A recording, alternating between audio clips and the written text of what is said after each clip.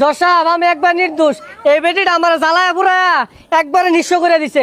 ও আমার জেলো তুলে এই যে মহিলার টিয়া দিয়া এই ফকুন্নু ছেলেটা আজকে স্মার্ট হয়ে গেছে গা, আজকে হ্যান্ডসাম হয়ে গেছে গা। ইওর অনার, এই বেটার যদি মুক্তি দেন এই আদালতে থাকতাম না, যাই আমগা। আরে জাগা আমার মক্কেল যদি মুক্তি না পা আমবো থাকতাম না, আমবো যাই আমগা।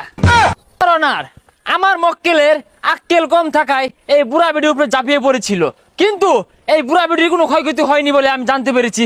যা ক্ষয়ক্ষতি হয়েছে আমার মক্কেলেরই হয়েছে। চলছে টিকটকার লেলে এবং পেন্সিল মালুমের শেষ পর্ব।